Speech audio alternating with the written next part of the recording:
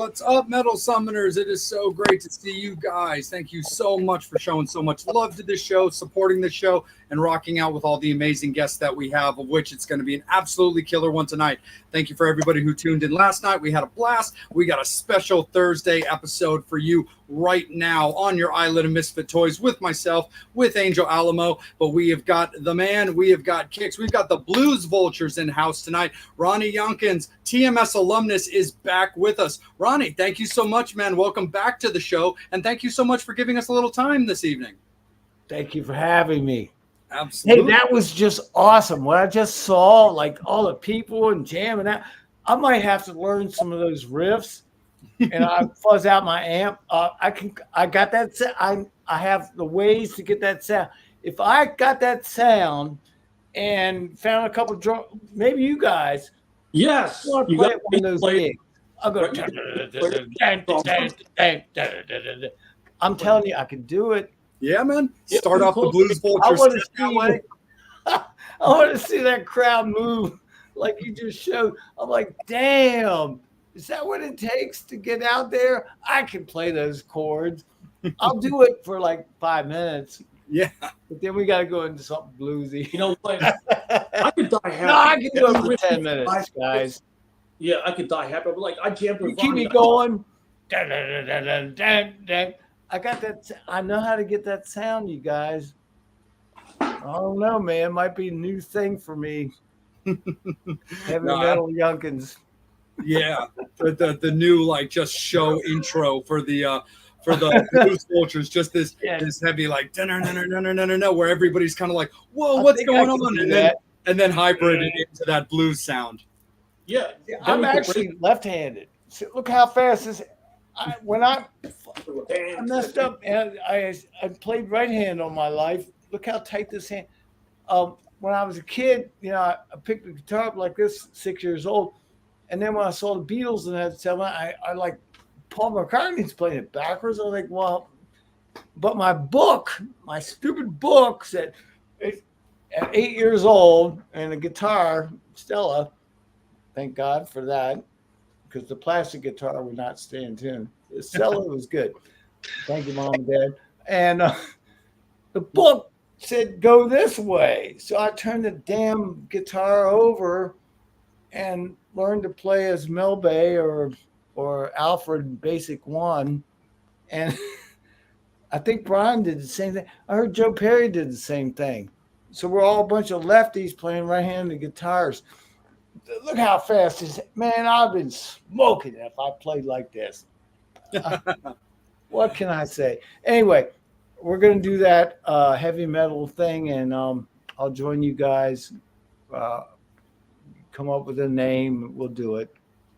Absolutely, man, for sure. But one of the things I can get that sound. I know how to get that sound. Oh, absolutely, man. No, I think that would be super cool. Like just a way to like start things off, just kind of like ripping into things. I would love it. I would laugh. I would have so much fun. I just want to have fun anymore, Oh, absolutely, man. But one of the things that we get to talk about, man, real quick, that's definitely fun. And what could be more fun than new music? We've got new music to discuss, man. We need you to, to talk all about our new record, man.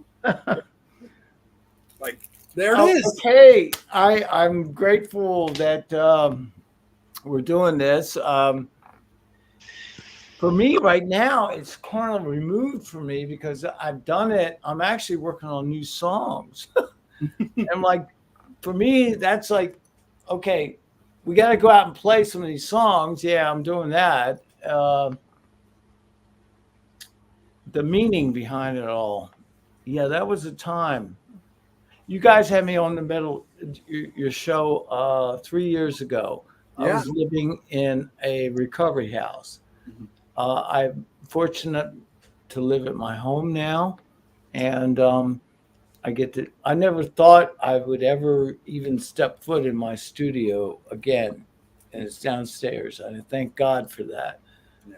There were times where I never thought I'd ever see my family again. That's how far addiction and drugs and alcohol took me. And I will be honest and helpful with anybody that has any problems with that. Um, and it's serious. And for me, it's God and it's people and it's rock and roll. And it's all connected. And if you stay on top of things that are good things will happen. And I truly believe that. But yeah, so for me, creating the songs for this record, You Can't Ruffle My Feathers, came out of the time when I saw you guys last. I had riffs and song ideas through to the time that we speak now. The songs are tongue in cheek, some of them. Some of them are just a twist on my drug addiction. There's a song called "Hang Me Out to Dry."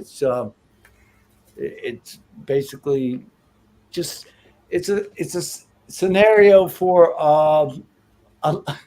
any guy that could go out with his girl one night and things could happen and go south. It's me. That happened to me. That could happen to anyone, and it involves alcohol or drugs. We don't want that to happen. There are other songs on the record that are a complete different vein, feeling from that. There's a song called Step Aside, Mr. Hyde. That one definitely is about me and putting the drug addiction and everything that goes along with that, the negative side, put it aside. The other songs are different, like Electric Stars and Rocket 88. Electric Stars, more fun kind of song. It's very 60s oriented. It's a lot of Chesterfield Kings influenced me. I love the Chesterfield Kings from Rochester, New York. They influence a lot of my songwriting for that song. I didn't really steal anything, but I got a lot of inspiration from it. And then Rocky 88 is a rockabilly song, and that's a different approach to music as well. But the rest of the songs are pretty much blues-based rock and roll. Howling at You is basic, hey, guys, I got my eye on you. Come on. It's like, even at my age, come on, it's rock and roll. We have fun. We, when we come to a show, we don't want to talk about politics, even though it's prevalent and it's important. We want to get everybody out of themselves and into what we're doing. And it's entertainment. What can I say? No, absolutely. I love the fact that you brought up Step Aside, Mr. Hyde. That was actually a song that I was going to ask you about. I mean, also, don't get me wrong. I think anybody who's, familiar with this new record, but is, of course, familiar with you, Ronnie, and your journey and the stuff that you've gone through and all the stuff that, you've corrected and gone on since, can probably tell by the title that that's most likely exactly what you would be referencing and stuff. But, I still also love the way that that song is designed, and I like the musical structure of that song anyway. It's just a really cool song. But when I saw the title of it, I was like, okay, before I even get over to listening to this track, it's like I got a pretty good idea where Ronnie's head is at, when it came to writing this song and what most likely it's going to be about. That's right.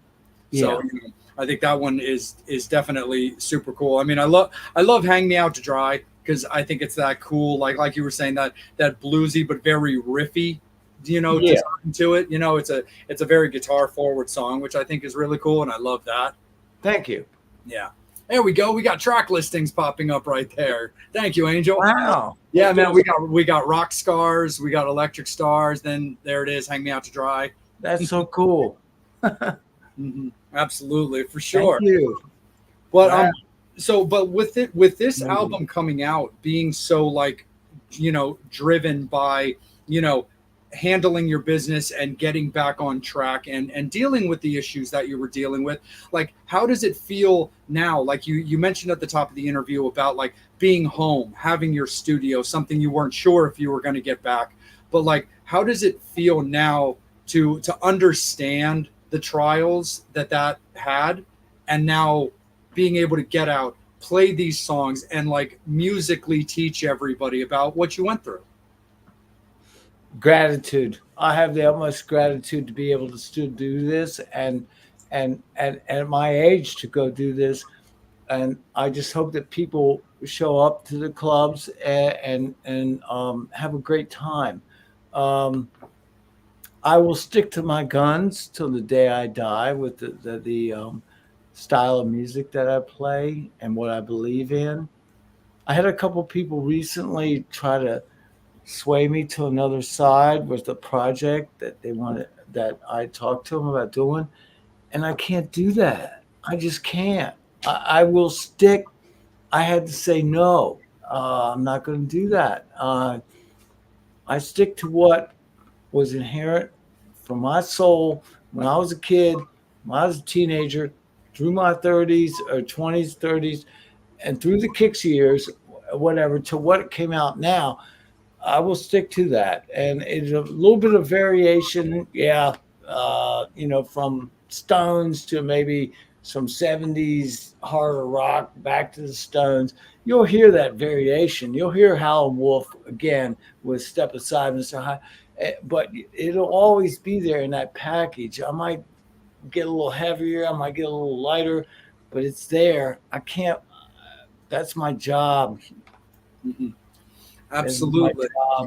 For sure. I mean, we were talking off the air too about like just influences. I mean, we were talking about Hendrix. We were talking about, the original Alice Cooper band and Aerosmith and the Rolling Stones. Yeah.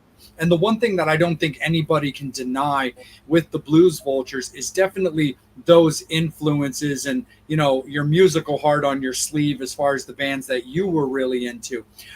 What is it? What can you tell us about the way you have the Blues Vultures designed musically that shows so much specifically about those 70s influence as opposed to going more of a modern day music direction?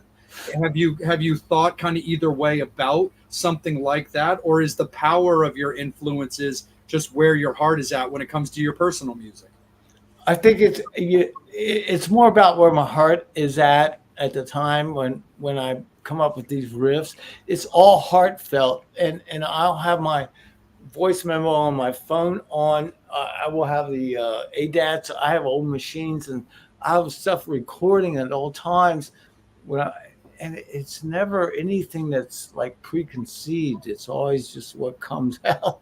And it's always something to do with what I learned from and what I feel and what I want to project for the next in my trimester, whatever it is that I want to do. It's important to me. I mean, I watched on YouTube the other night. It was, and I never saw it before, but it was Jerry Lee Lewis. It was Chuck Berry. It was Little Richard. It was Eddie Cochran. They were all playing, opening up for Toronto Rock Fest. I think Alice Cooper played there, but John Lennon was headlining. And to see these guys playing these songs, I'm like, damn, this shit is great. I mean, we cannot let that go away. We can't let it go away. It's so beautiful.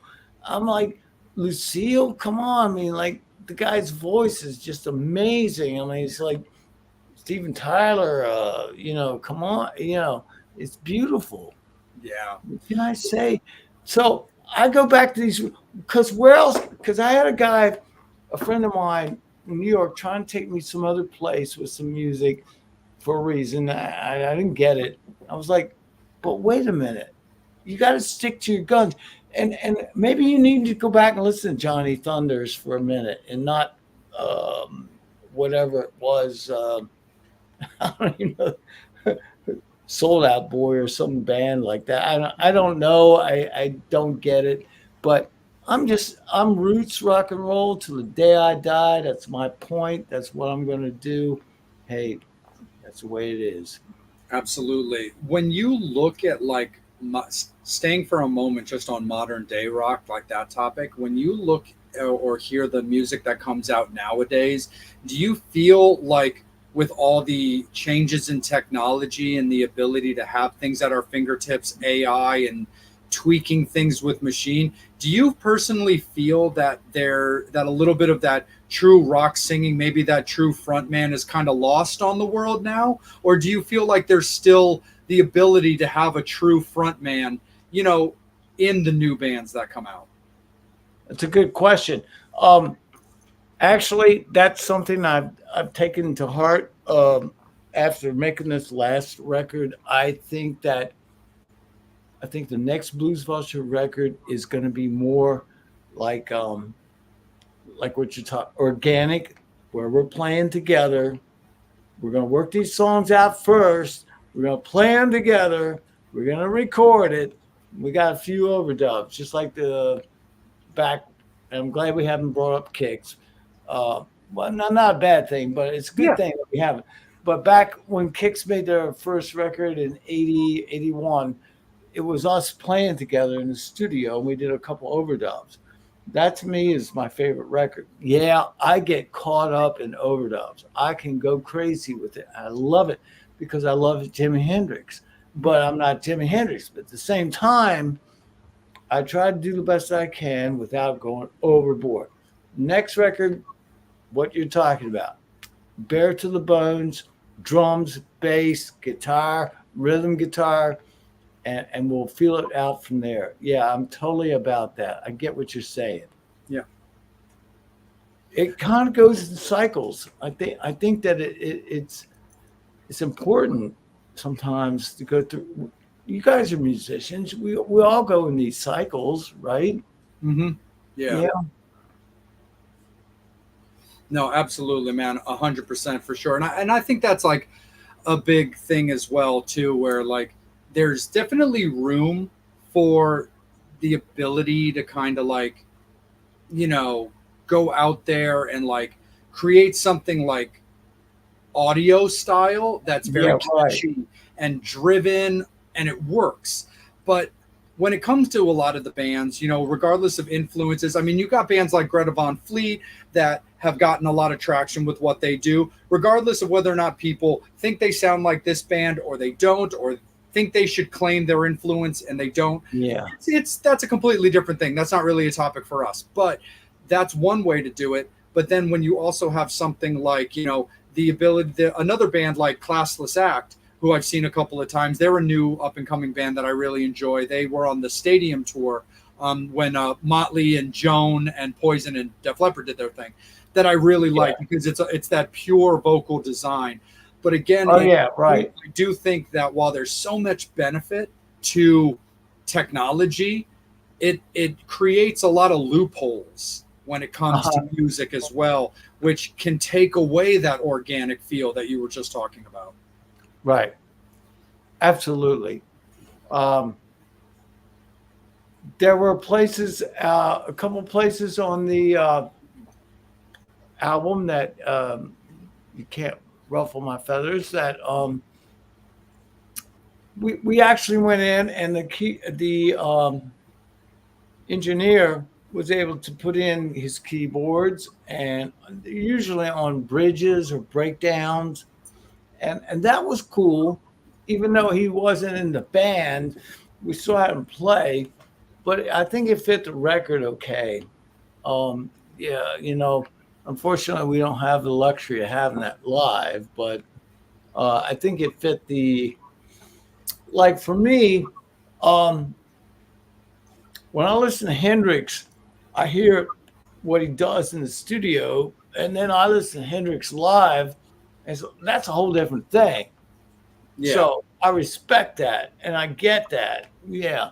That's kind of hard to do when you got 2 and 3 guitar parts going on. But he did it, and I respect that. I listen to what he does.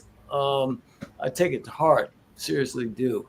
Then at the same time, Also listen to bands like, of course, Aerosmith and the Stones, and the early Alice Cooper. Well, any Alice Cooper, but mostly early, the original band. How they worked out the guitar parts. Yeah. It's very important stuff, man. Very important.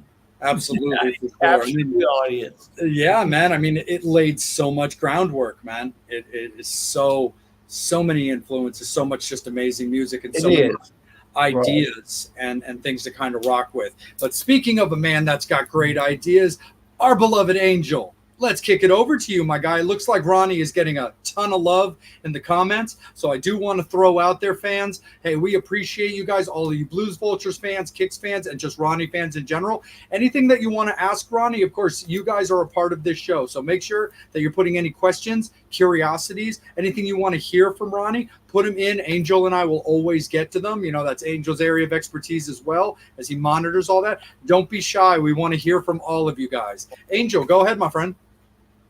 Man, I just want to say thank you, man. It's so freaking awesome to have you again. Wow. It's great to be here. Thank you. We're actually inviting everybody to a big party. It's Friday, November 22nd at Rams Head Live. Metal Summit is going to be there. And, of course, we know yours truly that's with us is going to be there performing.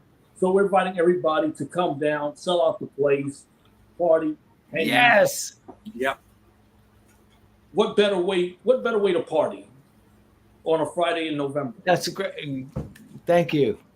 We're celebrating Thanksgiving with the Blues Vultures. We are. It's going to be a hoot. Come on down. Yeah, that place is so cool. And Like Friday? I have a bunch of friends that come there too. It's just, they love it. And I don't quite get it because everybody sits down. I want to get up and rock, but people like that. And I'm like, whatever, it's cool. I saw, like I said, Brad Whitford, St. Holmes there, and my friend Brent Fist plays drums, and I saw Kenny Wayne Shepherd there. Great venue. Yeah, people love it. We can celebrate just like what Angel said. We can celebrate Black Friday with the Blues Vultures. You guys can do Black Friday shopping at the merch booth. Yeah.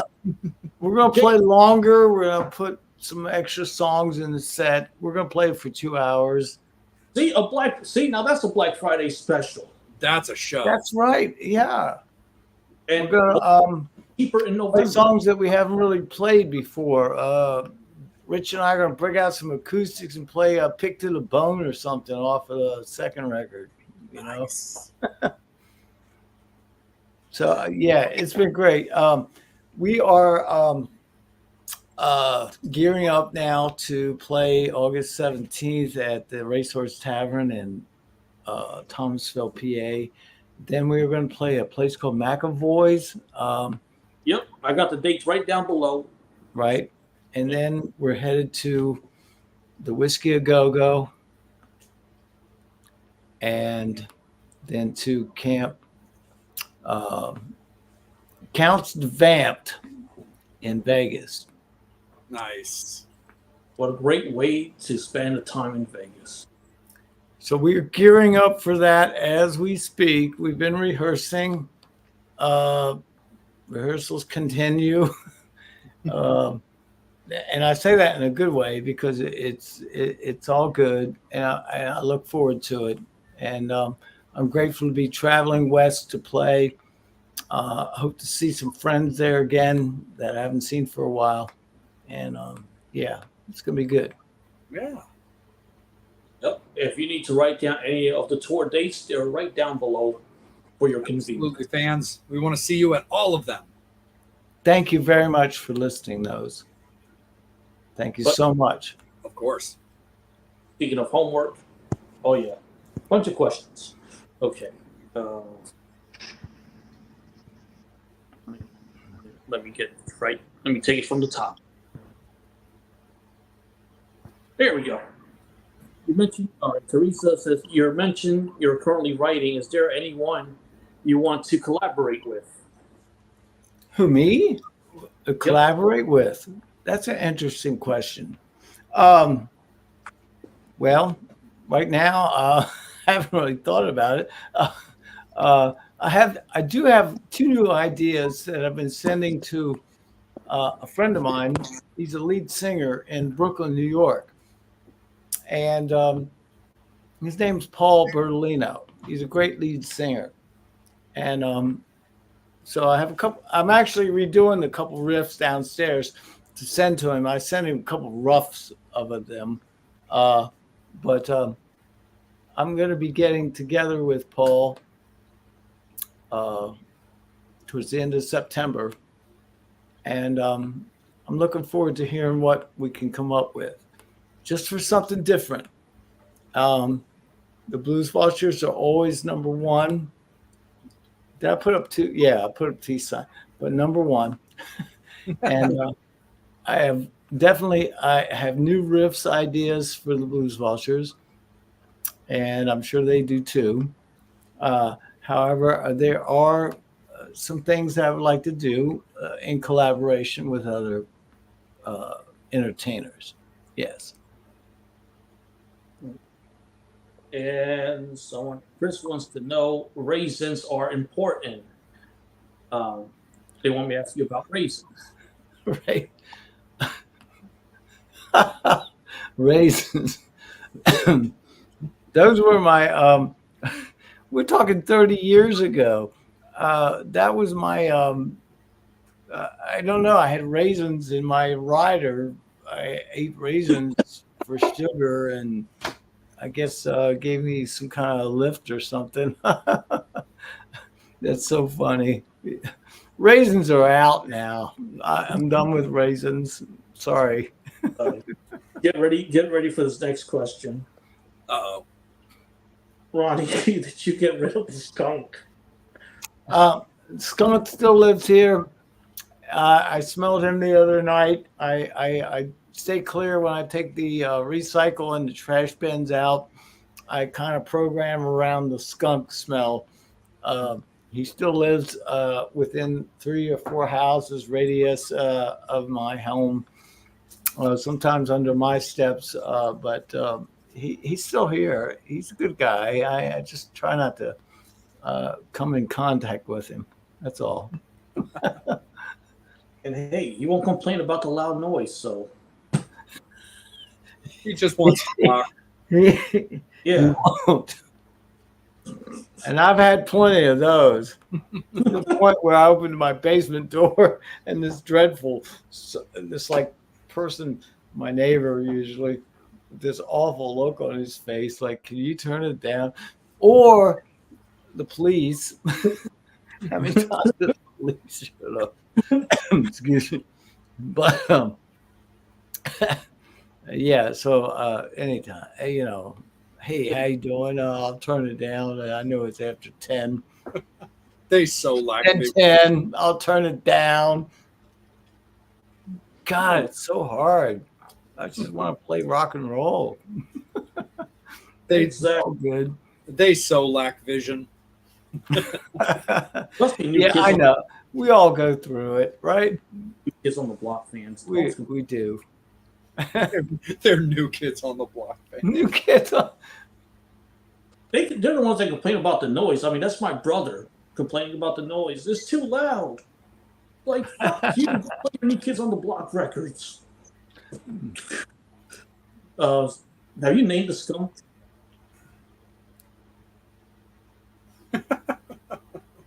Say that again, Angel.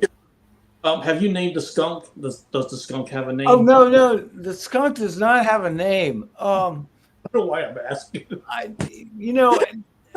Skunk Flap. His name. His name's Skunk Flap. Yeah, because that's my is it BMI? Yeah, it's my name on BMI. Skunk Flap. That's his name. It's Skunk Flap. I just named him right here, right now, on this show. Nice. Skunk Flap. A quick shout out to our beloved Psycho Steve, who's popped on there. Steve, we love you, bro. Appreciate you, man. Psycho Steve. One and only. I had a great time playing that venue up in Keep Winger. I can definitely confirm that. Oh, next question. What advice would you give to your 10-year-old self? Wait a minute. Um, to learn to play guitar both ways. This way and this way. That would be just like, because I have a guitar strung up right here, left-handed, and when I pick it up, I go, this is how I really should have played, but I'm so slow. And it reminds me when I'm teaching my students, like if they're new or beginners, I was like, okay, slow down, you know, E, E, E, F, F, F, G, G, G, and that whole thing. It's important, you know.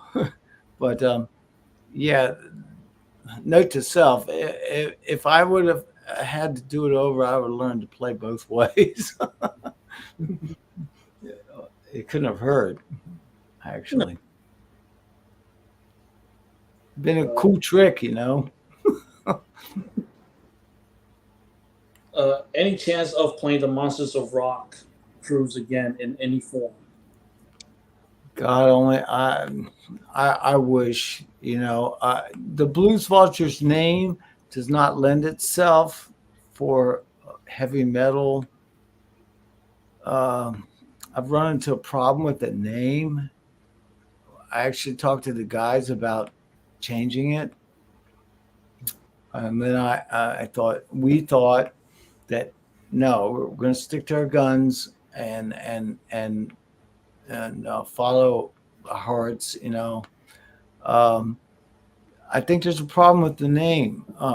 People get blues, you know, Blues Vultures. I've had people come to me, oh, yeah, I like the blues. Yeah, well, yeah, you know, I listen to Howlin' Wolf every day. I listen to Muddy Waters every day.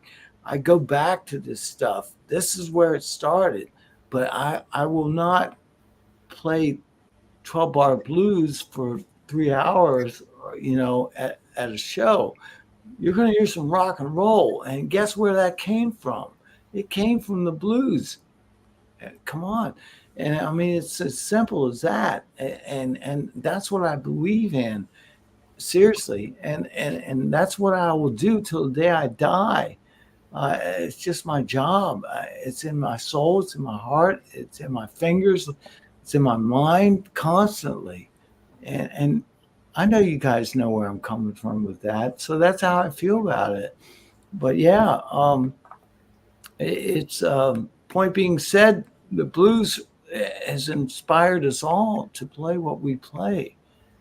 So yeah, I will follow that. Absolutely, for sure. Hey, Angel, let me jump in right quick. Sure. Ronnie, if you don't mind, because I want to kind of piggyback off the point you just made, and it kind of got my gears turning on a question. If you don't mind me asking, and I mean this with the most respect, where you were talking about possibly changing the name of the band to something that might be more friendly to to other, you know, festivals or rock Right. type of things. When it comes to the Blues Vultures being, you know, promoted, being out on posters for the shows that you play, the one thing I love about you guys is that you promote yourself as the Blues Vultures, as this band. This is our band. This is our music. This is our love. Many times you'll see bands that do have a member affiliated with a larger group as kind of a subtitle, like a subtext of the promotion. Is that ever something you've thought about doing more of? Of course, myself, Angel, the fans that are watching, we all love Kicks and everything you've given us with that. Have you thought about using more like Kicks references when it comes to promoting the Blues Vultures? Or do you prefer to keep it as your thing, it's its own thing? And of course, I mean that question with the utmost respect when it comes to it. I think you know kind of what I mean by it. I appreciate that, and I understand that you do mean that with the utmost respect.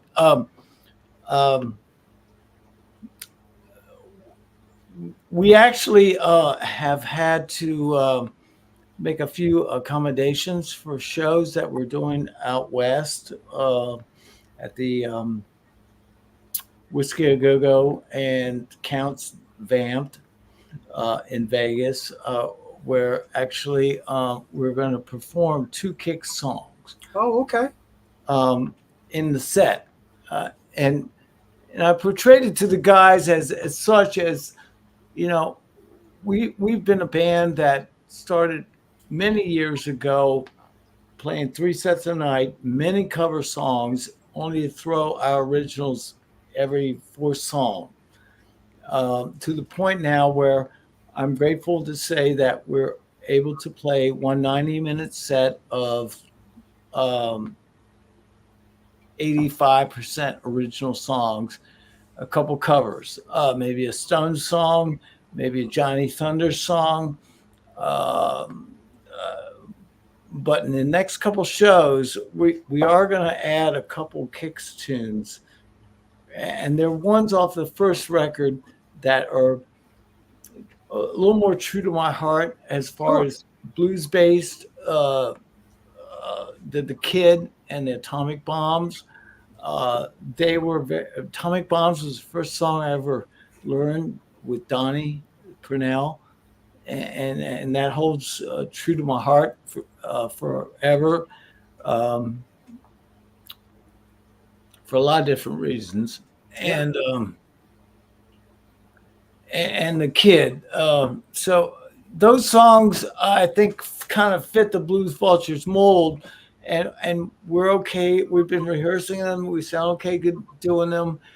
They got a little bit of twist on our side. You know, it's not total Kick sound, but it's got the Blues Vultures sound to it.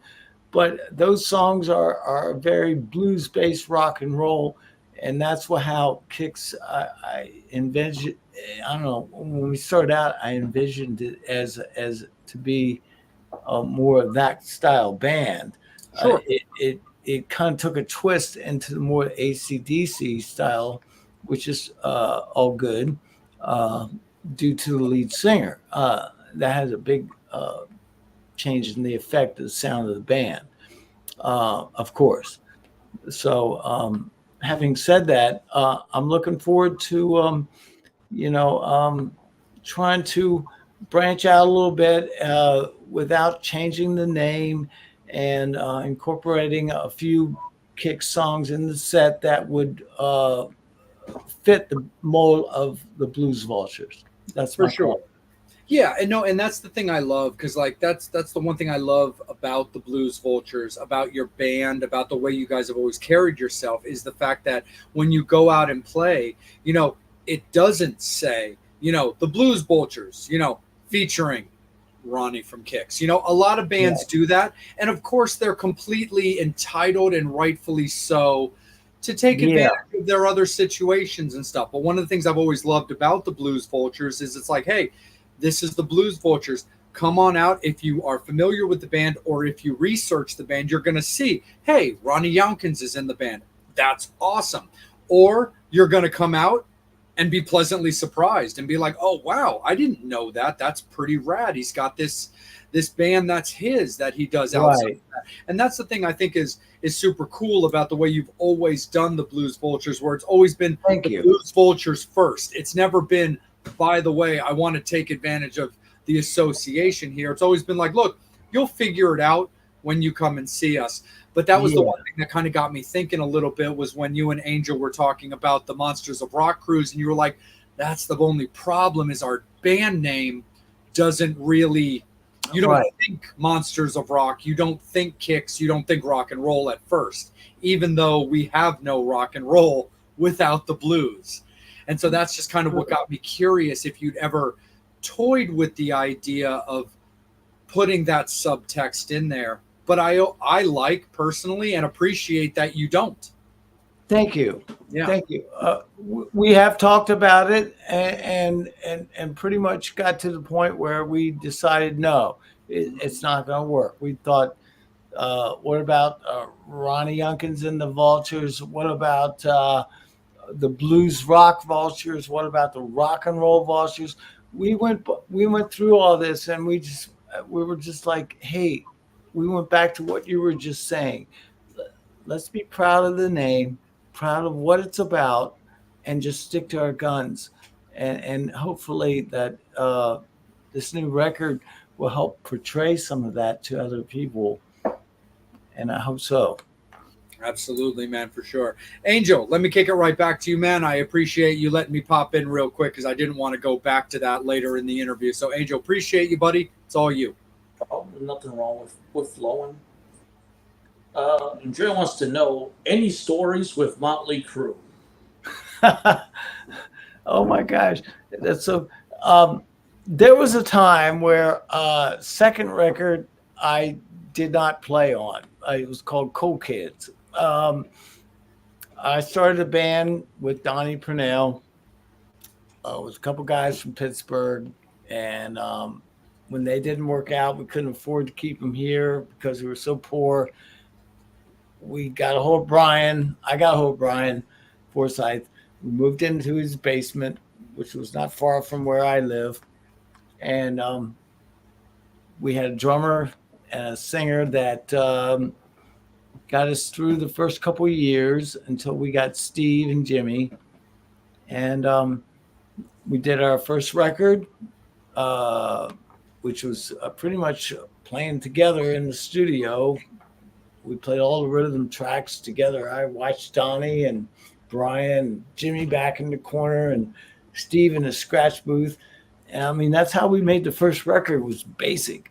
And that was a great record. That's probably my favorite record. And then we went on tour. We came back. Unfortunately, I was living with a girl who was dealing drugs, and I got hooked on drugs. And I was showing up late, half hour late for rehearsals, unprepared. I have all the excuses in the world. I was not that excited about some of the songs for the new record. They just didn't seem to have the balls that I was looking for to play in a rock band like a Locomotion, and I would not learn the song "Get Your Monkeys Out." I refused to learn that song, and I got fired. So I moved to Los Angeles for about 6 months until I got back in the band. I came back and I got back in the band. They'd already recorded the record. But while I was in Los Angeles, I hunted down Motley Crue because it was an age of new wave and I couldn't stand it. I grew up in the 60s and the 70s with all this great rock and roll, to hearing this awful tinny sounding. And I know fans, there's going to be somebody who says, F you, whatever. I don't care. I stick to my guns. It was the worst time of rock and roll ever in my ears, of tinny sounding, lame, just awful music that was done new wave. And I saw this band. I had a record on Leather Records called Motley Crue, and I moved to Los Angeles and I went and saw a couple of their shows and ended up being friends with Tommy Lee because he had the first Kicks record. He goes, "Kicks for kids, man." And he was just so cool to hang around. So he was the guy that hung around at the Troubadour, and for 6 months. And he actually called me a couple of times, say, "Hey man, I know a drummer if you want to get together."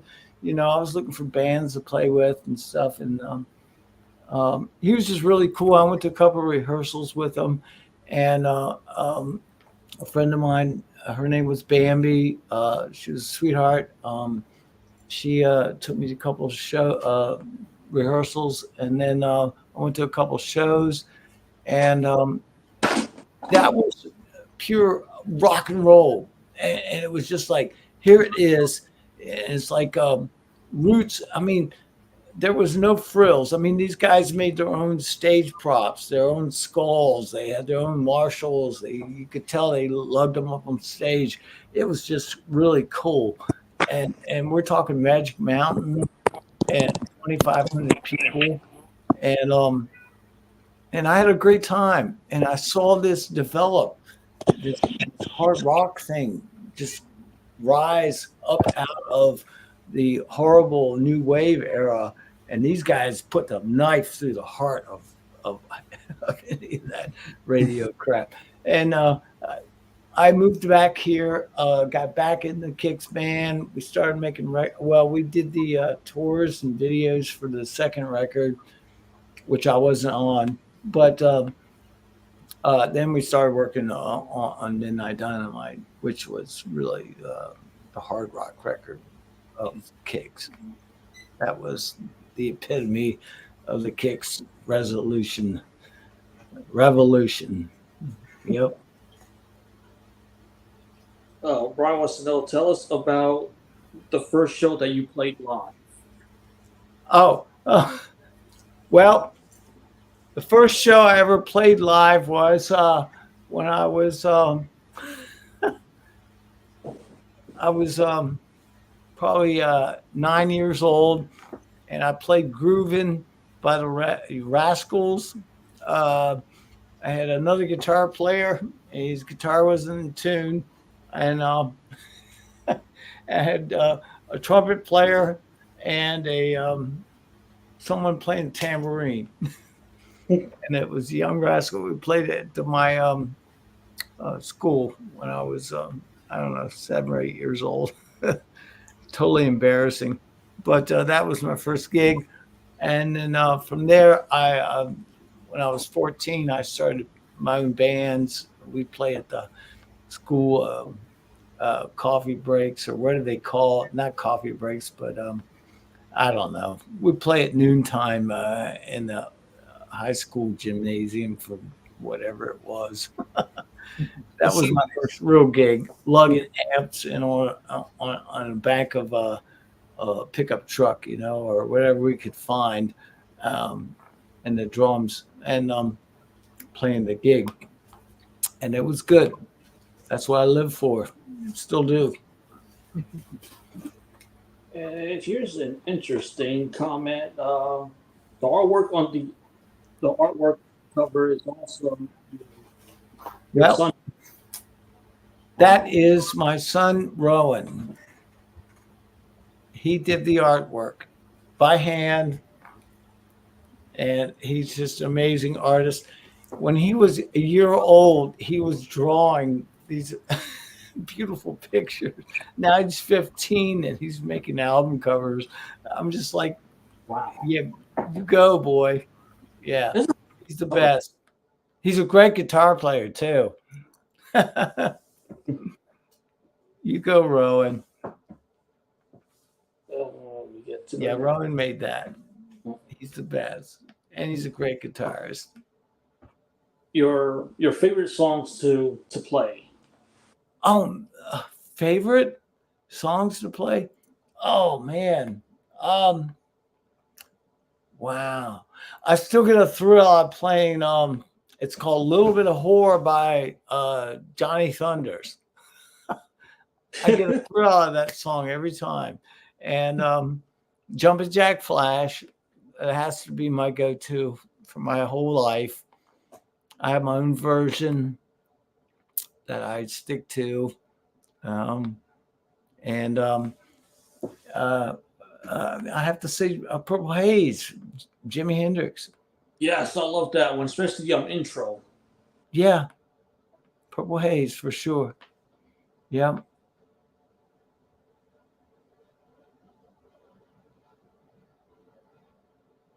No, funniest Kick story. All right, so Brian's got this all wrong. I set the median strip on fire in Georgia, or was it Florida? I think it was Florida.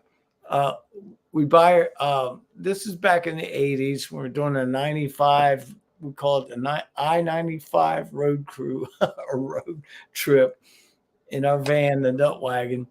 And we would buy fireworks down south, as you guys know, you can. And This was before I sober cleaned up. I didn't know, drinking beer was a problem at that point. So I get out of the van. We take a pit stop.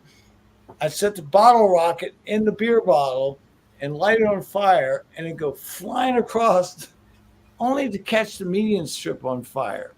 And I'm like, oh my God. And we're like, let's get the hell out of here. Brian says he did it. No, Brian, I did that. I'm the one that said, and I feel badly for any little animals that were in that median strip that evening, but I actually looked for it the next day when we drove back from the club, Button South, I think it was. But, oh my God. Those are funny stories. I mean, you just can't recreate that stuff. And it's just stuff that happened, and that's how it was. Yeah, I mean, who?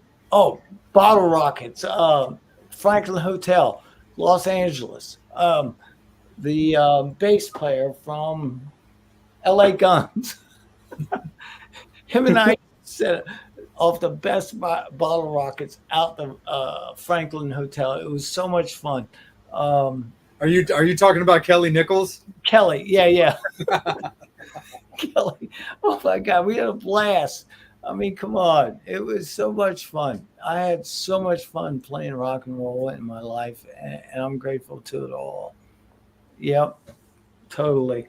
I never really, it was always fun. It was never anything that was bad, The only thing that ever got bad was the drugs, That was bad. But I got past that stuff, and I'm grateful for that.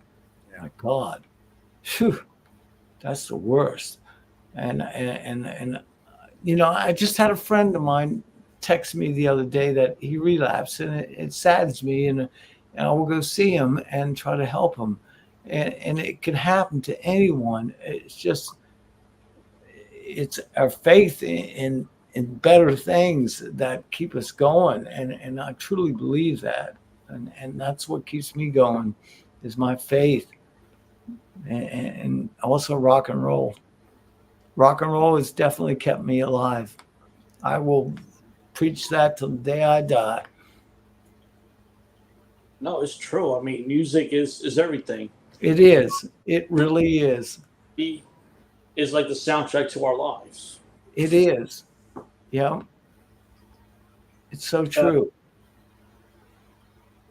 It speaks to us. I mean, it really does. I mean, I watch, when I try to chill out at night, I'll watch some YouTube, and I'll put on favorite singers or guitar players.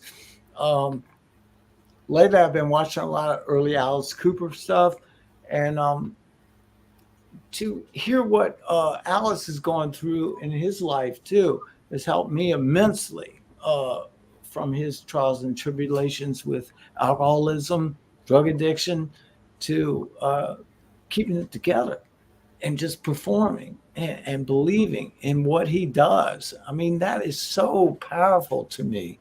Thank you, Alice Cooper. What can I say? And it goes for all the artists I watch as well. I mean, tonight I might watch David Johansen. I love his vocals. And the other singer I really love is Greg Prevost. I don't know if I say his last name correctly, from Chesterfield Kings. What a great lead singer. What a great mind-bending sounds. The Psychedelic Sunrise, Chesterfield Kings. What great records those are. And those are the things that inspire me and will keep me going. These musical direction is important.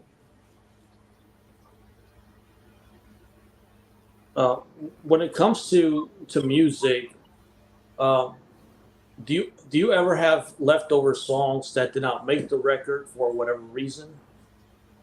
Yeah, I do. I think that they will surface again. And they do from time to time, depending on whether I happen to rewind on a certain spot on my recorders.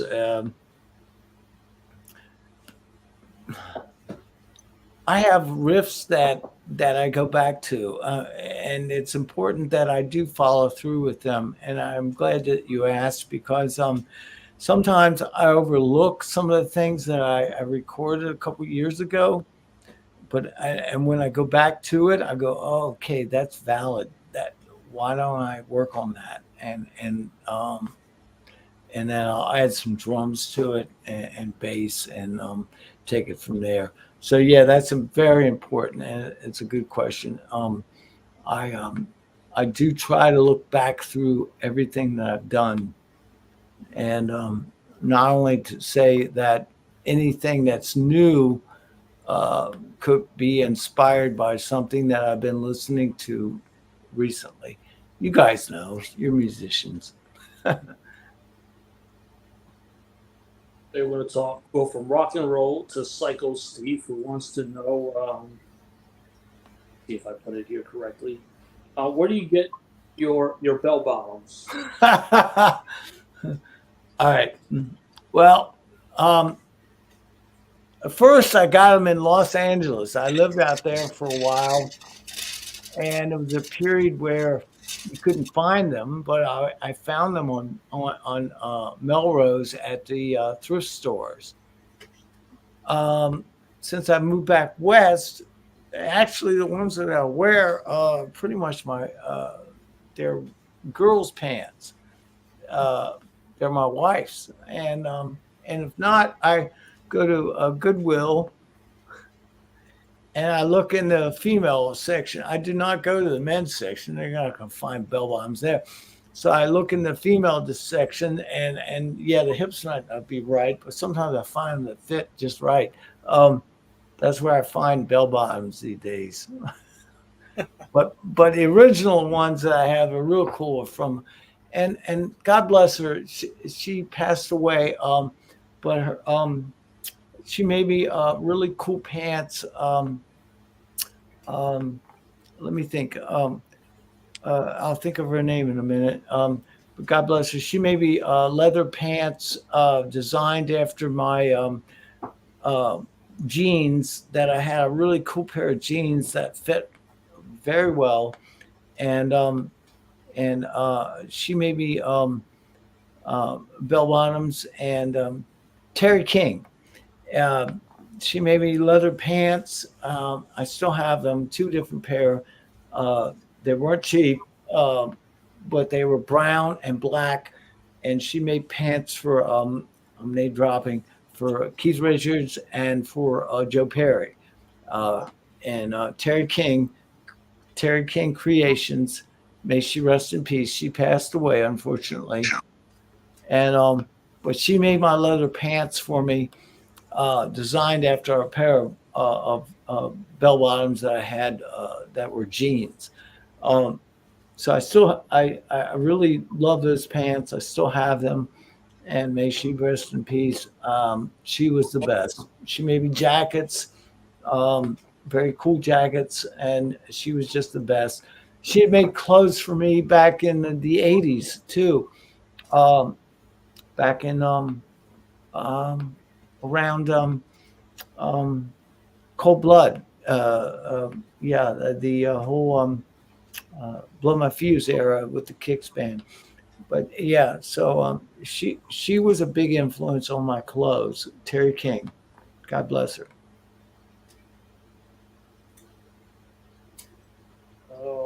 What's your favorite song off the new record?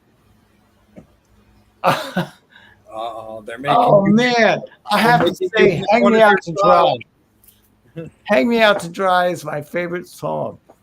That is just me. Like, here I am. Fix me. I'm a mess. I'm fucked up. This is rock and roll. I'm gonna get better. Here's a rock song. Tell you all about it, and I'm better now. And let's move on. Let's keep rocking. And Tiffany wants to know, can you read and write music? I can read, like if I went to a store, and you guys know this, you pick up a Beatle book and it has the first like verse and chorus written. I can read that. I can read simple music. I can read treble and bass clef.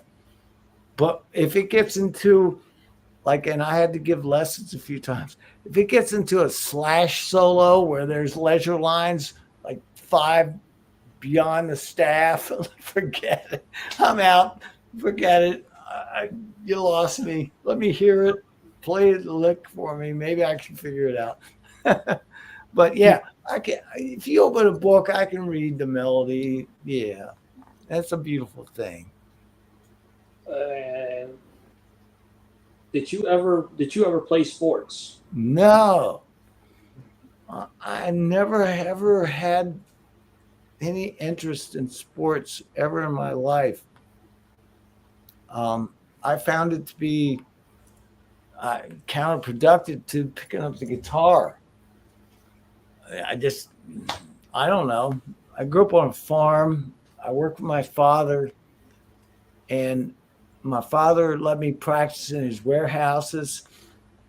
Every year he'd buy me another guitar or amp or a PA or something for working for him. And one year he bought me a van so I could travel. And that's just how we operated. And I just, when I didn't work for him, I was in the barn practicing with bands. And I just never, I don't know. I just, I stuck to my guns with that. And just want to post like a really cool comment.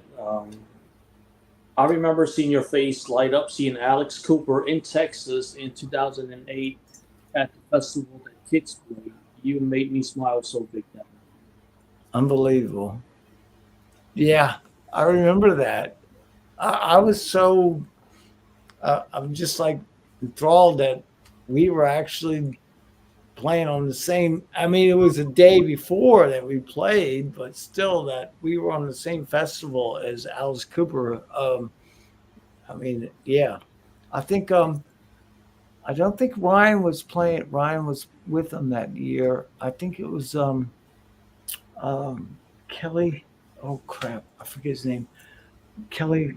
Oh gosh, Kerry Kelly. Kerry Kelly. Yeah, he played guitar with them that tour. He was great, and Ryan is. I love Ryan. Ryan's he's my favorite guitarist in Alice Cooper band. He's amazing. He's a great guitarist. Yeah. What can I say? Ryan's But that particular year, it was Kerry is his name. Kerry Kelly. He's with Night Ranger now. Oh, okay. I did not know that. Yeah, he was very, very good. Yeah. And yeah, if I saw anybody before that show, I was smiles because I had a great time. That was so cool. Yeah, long time ago. Yeah. Well, yeah, hard to believe 2008. Yeah. Wow. So I'm gonna kick it back up to Jay, because I know Jay's like, okay. Nah, dude, you know me, Angel. Sometimes I get long-winded with the guests, dude. So I always appreciate your patience when I go off on some random topic. But Ronnie, I did want to circle back to something recently, if you don't mind, because I feel like Angel and I would be doing a slight injustice to your fans if we didn't discuss it for a moment. Right. It's crazy to think that it's been almost a year since last September for the final show at Merriweather.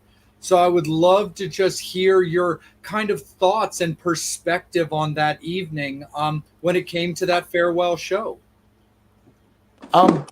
It actually it distracted me. I was so grateful to be invited, and I really didn't get to say much to anyone in the band other than hi, how are you? Jimmy was quite receptive. I saw him at Bob Perry the guy who took my place, sweetheart. He helped me get my gear together. He was a gentleman. He helped me get that show together. Bob did, because my gear was, I had trouble with my gear. It had been stored in various places and it needed work. Bob helped me get my gear together. Bob and Jimmy helped me go through the songs. When I got there, I saw Brian. It was so good to see him. Steve gave me a hug. And like I said, Jimmy had been to Bob Perry's a couple times, and he was such a gentleman and gave me a hug each time. And I was so grateful to see him. And it was just very heartwarming to have been asked and to be a part of that whole show.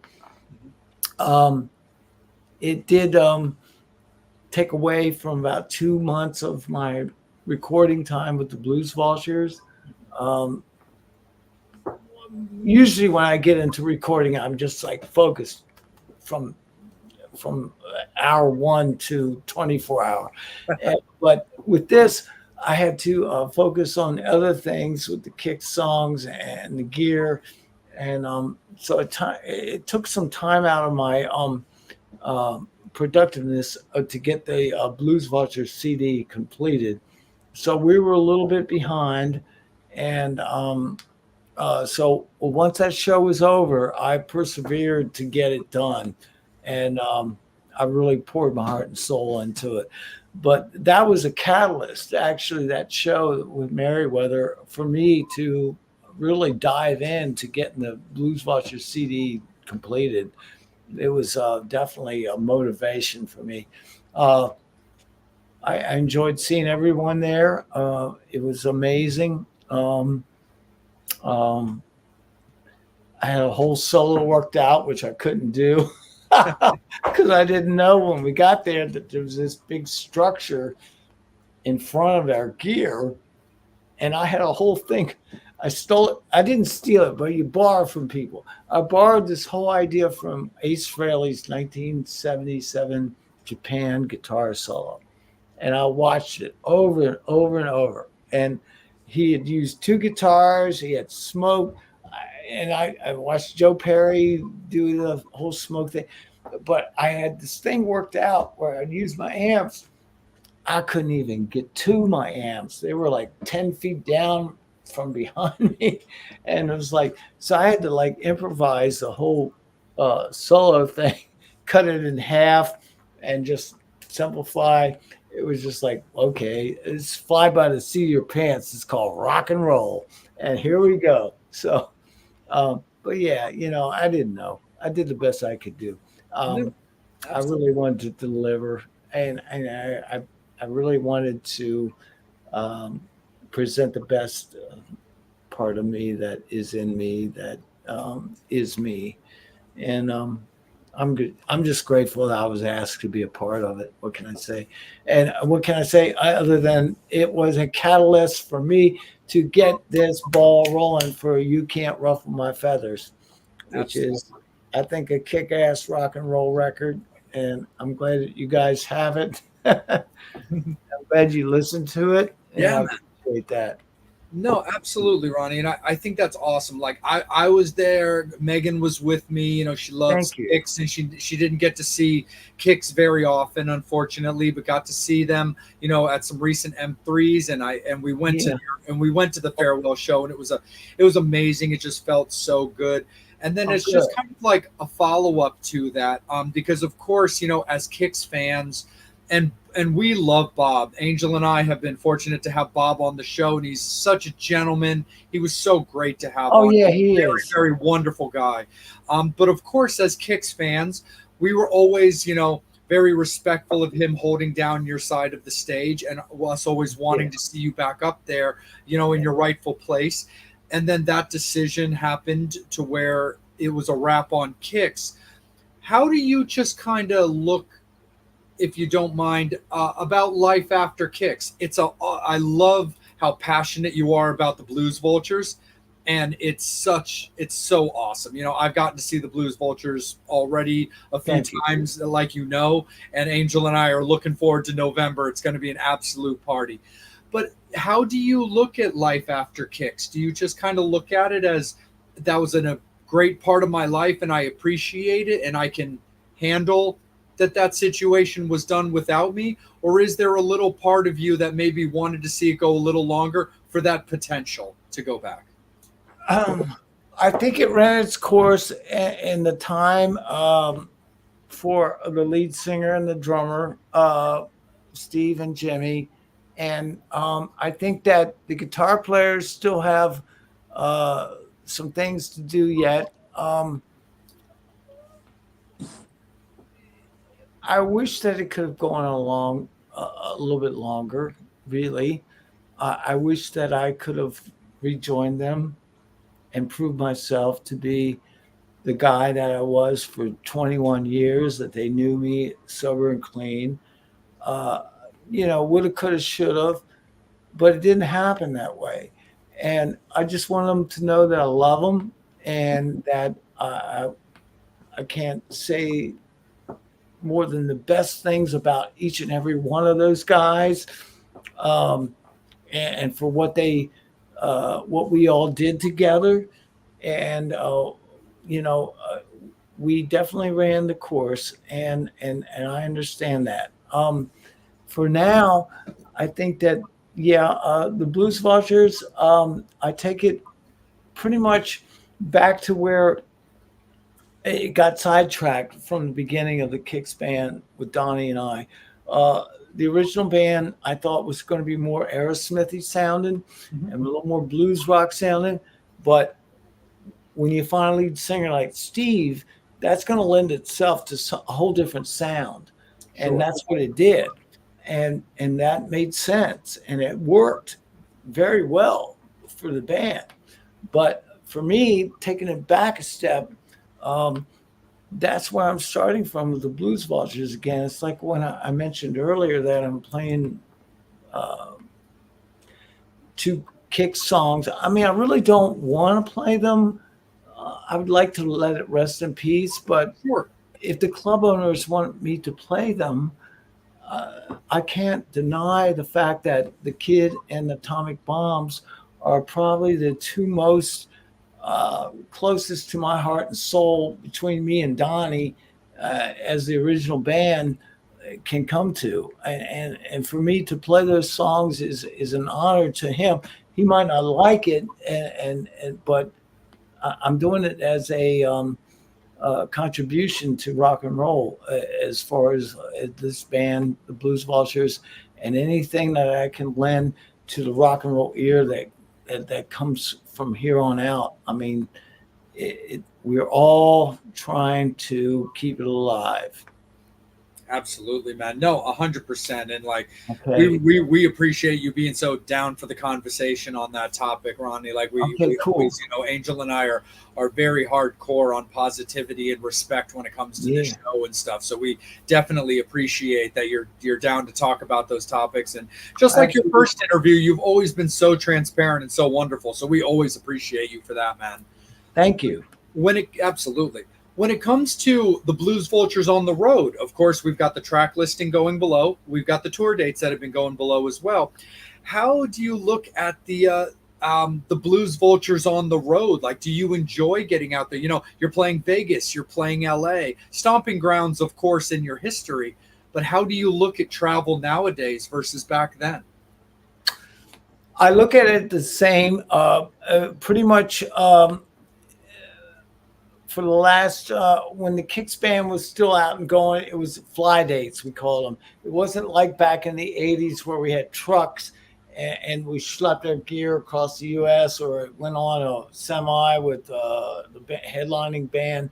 What we do now is, and it's a big business, backline companies have their gear at the clubs, and we show up with our guitars and a pedal board or my in-ears or whatever I need, and we pretty much simplify everything. That's going to be the same as far as traveling, and actually I was going over some of the specifics today with the guys. I'm looking forward to it. I hope it leads to more. I really do. I'm invigorated by it. I'm just like excited to the max about us leaving town to go play. And we've been rehearsing a lot. Yeah, absolutely, for sure. When since we're coming towards, so we're moving into the final third of 2024, you've got the Yeah. current dates that we've been discussing. Yeah. Are you still looking to put together more dates when it comes to the Blues Vultures? Are you looking to stay very active when it comes to Blues Vultures live shows, or do you try to keep it a little bit more like calendar friendly? And what I mean by that is where you always want these Blues Vultures shows to of course be an experience for all of the fans. So do you try to pick your locations that would be not only beneficial to you guys going in there to travel, but also for the fans, so you never feel like the Blues Vultures get watered down in any way? Yeah, we try not to get watered down. We did that in the first 20 years, and we played everywhere and anywhere we could. And we'd play 3 hours a night, and we'd play cover songs. Um, I am grateful to say that now we're to the point where we do select certain shows where we just go in and play for an hour and a half, and it's 85-90% all originals, a few cover songs. And that seems to portray what the band is really all about. It's tough to do that, but at the same time, it's rewarding to do that. It has been. Nice. There's some value though in being selective. I think though It is. You get used to your stomping grounds, but then but at times you don't want to stomp out your stomping grounds, especially for example, like Angel, you can attest to this because you and I have discussed this regularly about you'll see fans that'll spend hundreds of dollars on a ticket to a huge arena show, but then seem like there's always an excuse when there's a quality priced, awesome rock show in the area and stuff like that. And I've never really understood the headspace when it comes to certain fans. Like, trust me, I'm not knocking any bands like the Stadium Tour or when Kiss was doing their farewell and these big spectacles. Trust me, I get it, and I'm all for it. I'd be lying if I said I didn't go to the Baltimore show when Kiss did their farewell tour. I was totally there.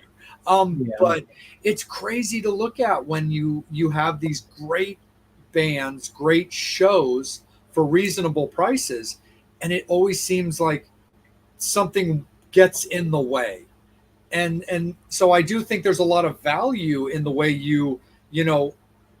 the certain pedestal that you hold your band on, to be a little bit more selective, where it's like, okay, I live in Maryland, I'm in these areas, I can play easily with my current contacts all the time here, but I don't want to do that because it's not valuable to the fans or to my mates, the way I kind of look at it, or to my mates to be like, okay, cool, we're playing Ramset on stage.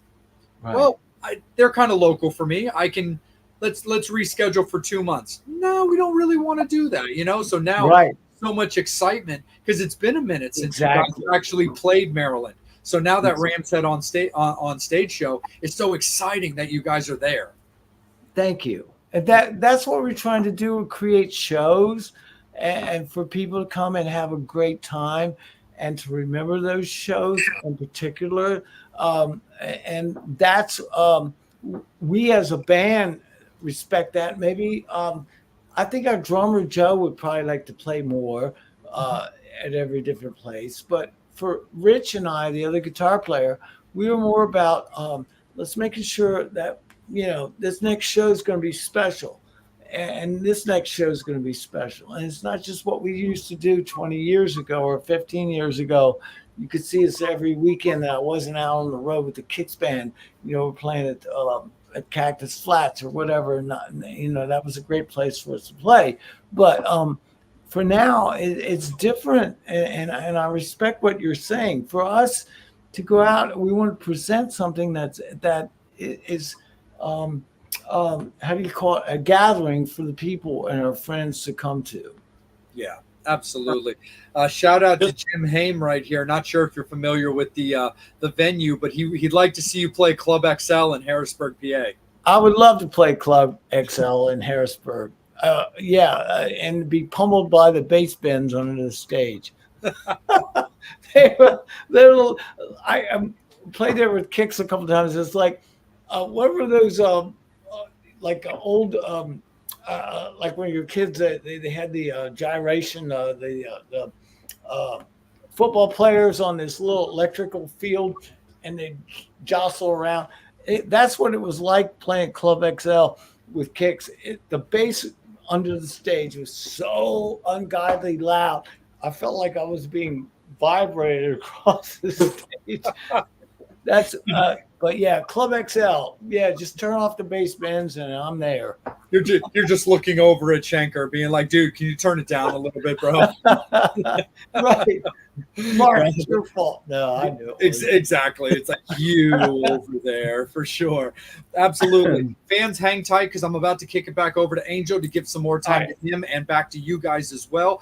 But Ronnie, one more thing, real quick. I love when you've been talking about like what Angel was asking about leftover songs and stuff, and that you are continuing to write and you've got more songs for the Blues Vultures. And and with You Can't Ruffle My Feathers being so fresh right now, and of course those songs you want to push, you want them to be heard. How do you look at the mindset of releasing new music? Because there's a lot of back and forth on like singles, hard copy stuff versus like iTunes releases and stuff like that. Do you like to put out something like a full album and allow it the proper time to like marinate? Or are you pretty cool with being like, hey man, I will crush people with new music as often as I can? I thought about the whole thing of putting out some new songs as soon as possible. It might not be with the Blues Vultures, might be just stuff on my own. And maybe with this singer that I'm working with in New York City. But with the Blues Vultures, I would like it to marinate. We are a band that is a band. And I honor the fact that we take and simmer these songs and until we play them again. So, yeah, maybe if some of the things that I choose to come up with the singer that I was talking about, Paul Bertolino, yeah, we could put some things out, and not to mention the backing band. It's too much to go into right now, but with the Blues Vultures, that is the key. Number one, you can't ruffle my feathers. New CD, and we're going to be playing songs off of that. However, the new ideas I have for the band, and probably ideas Rich and the rest of the guys have, we are going to simmer those songs downstairs before we put them back out. That's how a rock band works. Absolutely, Ronnie, for sure, right? Man. Okay, good. Totally. You guys agree. Absolutely, man, for sure. Because, like, don't get me wrong, like, we love new music and we'll take it and stuff like that. And it was crazy because, at times when Angel and I were doing a lot of interviews with bands that were putting out music around the time of the COVID blackout. Yeah, those were really crazy times. I don't mean even just in general, of course, the times themselves, but I just mean specifically for like music releases, because you would have a band that would put out an album, let's just say, November or September of 2019, and be hype on it and be like, we've got this tour in the spring, and then we've got these festivals in the summer, but then all of a sudden they're just sitting at home. So you would have technically like an album that you would look like. Angel and I would talk to them in like 2023, and they'd be talking about an album that's technically 4 years old, but would feel like it's only really been getting out there for 10 months since a band's been able to hit the road and stuff. So I've always found the thought process of musicians interesting when it comes to how regularly they look to put out their albums. So they don't discredit the album by all of a sudden following it up so songs get forgotten about. But but some musicians are just about, man, the juices are just flowing. So sometimes they really like to truck out as much music as they can, Right. or sometimes they just have to pump their own brakes and be like, yeah, but I'm just going to use your record as an example and just be like, I would love to, I'm ready for this, but no, man, I need to let You Can't Ruffle My Feathers get more attention and that's true. respect. Exactly. It's give and take. I agree. Totally. 100%, man, for sure. Yeah. Angel, my man, let's bring you back in. Let's bring the Metal Summoners and the Blues Vultures fans back in as well. Yeah, just want to talk about the vinyl edition. Can people pre-order the vinyl, even though it won't be out till October? Yeah, it will be Blues Vultures .bandcamp.com. That's where you can get the record on vinyl.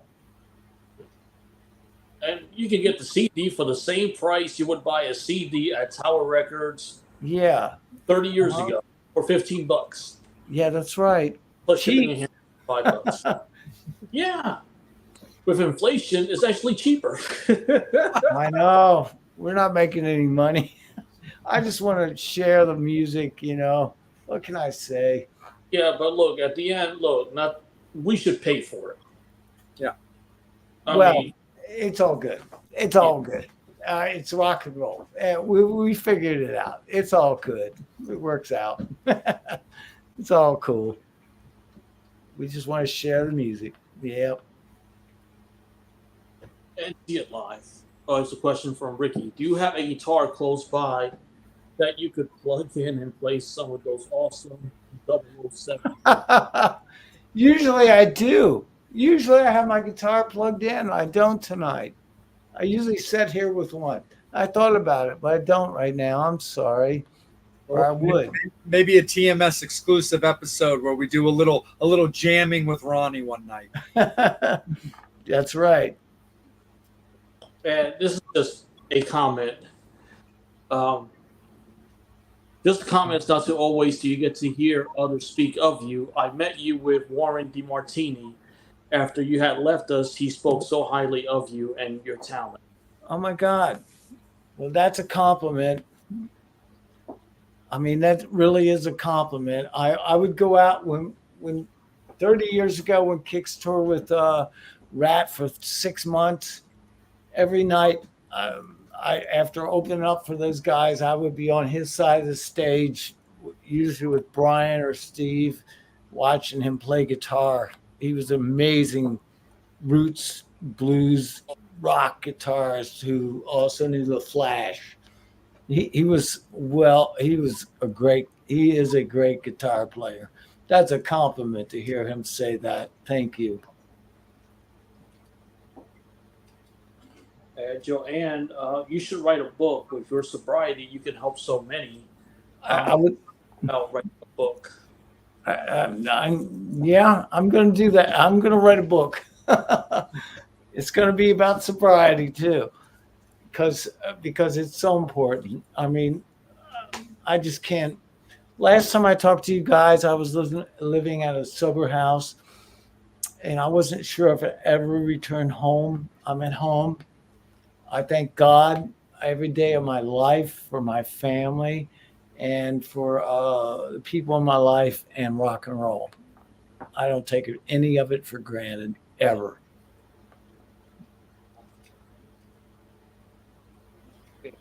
Wants to know about the vinyl. Can you put the vinyl information on Blue Vulture's Facebook? I believe it's on there. It'll be on our Bandcamp page. Yeah, the Blues Vultures Bandcamp.com. Yeah, that's where it will be. Right, and that's where in preparation for the show in November, you could buy the shirt in October. Yeah. Hey guys, can you cut me for a second? I have to go use the restroom. No, by all means, absolutely, Ronnie. No sweat. All right. Hey, oh my God.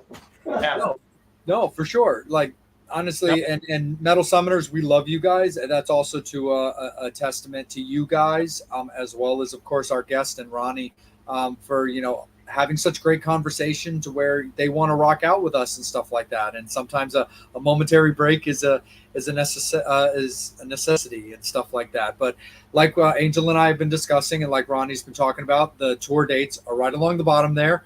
You know, for all of us, like with Kicks and the Blues Vultures being local to the Maryland and Pennsylvania and Delmarva area, they are going to be playing at Ram's Head on stage in Annapolis Friday, November 22nd. So we got an amazing, great time party that we're going to be hanging out there. There it is right there. Angel just put it up.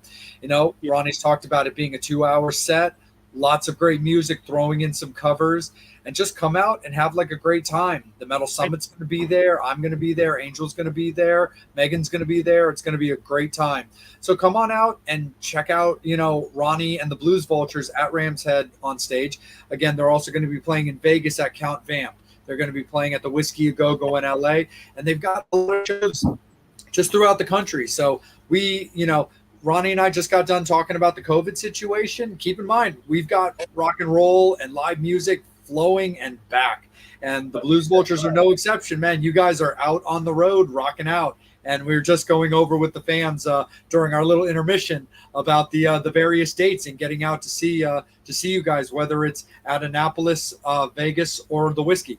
Thank you very much. I appreciate it so much. And the band does too. Absolutely. 100%. We're looking forward to it. Definitely. Right back to you, Angel. Oh, wow. An hour and a half already. I know, right? Cool. But at that same time, keep in mind, fans, that we are going to keep Ronnie's time and his courtesies in consideration. Yep. We're having a blast. We still have more time with him, but do keep that in mind, fans, that we do have to respect his time as well. So we just want to keep you guys in the loop on that, but don't be shy about your questions. Ronnie's been fantastic about talking to you guys, and he loves your interaction, but just keep in mind that there is a little bit of clock that's going to catch up to us eventually. And that's just life in general. Absolutely. When's the... McAvoy's, that is August 30th. Yeah. August 30th, McAvoy's. I think that's Saturday night. Be there. Oh, we had a great time there last year. Oh, there you have it. Prerequisite to the Merriweather shows the night before Merriweather, so a lot of people showed up. It was quite a to-do. We had a good time playing there. Yeah. Oh yeah, it is. It is right there. Yeah, so you can actually. We do have the tour date up. Yeah. And then we did June 29th was at Club 66. I love that venue. It's this kind of like speakeasy style venue, but everyone's so friendly. I love that place. Yeah. And we had just gotten the CDs 2 days before that, because that was to be our CD release show. And Rich and I drove to New Jersey to disc makers and got the CDs on a Thursday, and the gig was Saturday. Dude, so we had them. They saw. Man, you talk about cutting it down to the wire. That was, that was definitely a test of time. We did it. Hey, Ronnie, let's rock and roll. Drive for the next release. I could pick it up for you in Jersey and drive it down to you. Yep. Drive. So we got them, and everything was cool. Yeah. Yeah, they're great company. You guys get stuff done with the disc makers as well? No, I'm familiar with disc makers for sure. I definitely have some friends that put out records that work with like disc makers and stuff like that. Yeah, they're good. They're good company. Yeah. Yeah.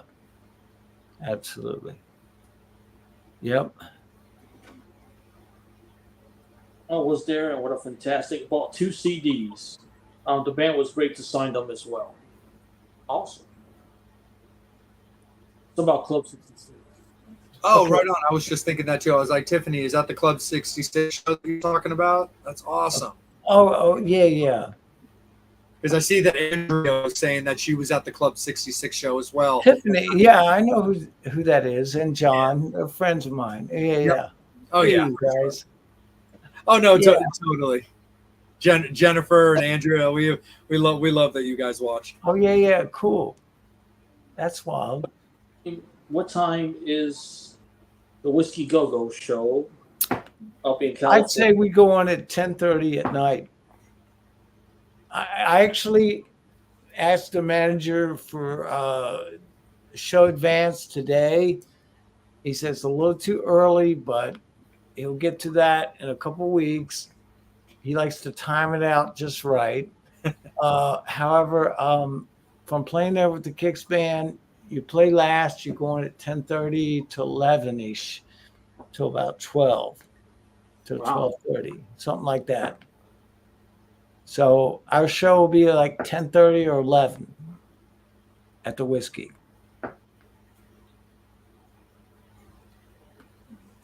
And Yep.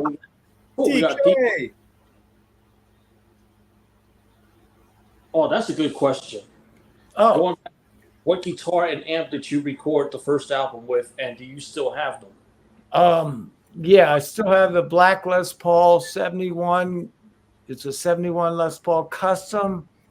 And I still have the 50-watt Marshall 1972 50-watt Marshall. And I still have the cabinet, too. It was an Ampeg V4 cabinet. The speakers are blown out of it, but I still have the cabinet. But that's what I used. I still have the guitar, the amp head, and the cabinet, no speakers. I blew those out. But that's what I used. Yep.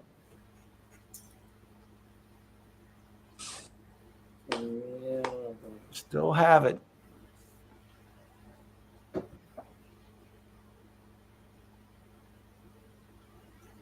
Do you use the same guitars when you're playing in the studio as you do live? No.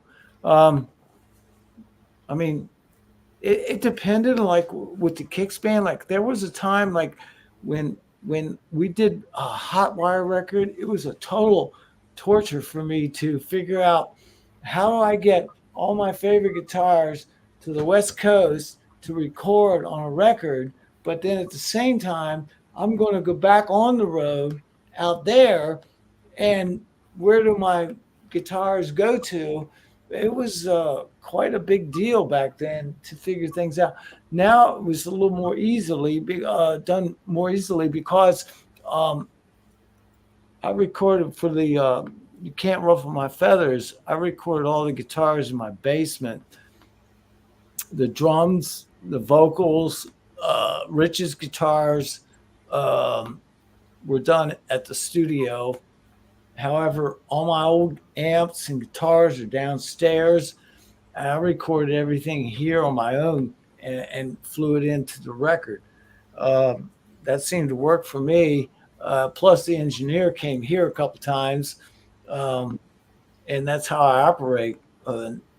Sometimes I would lug the amps into his place, but for solos, I would use an old deluxe Fender Deluxe, blow that thing wide open for solos. But rhythms, old Fenders, old Marshalls downstairs, old guitars, new guitars, reissues, so to speak.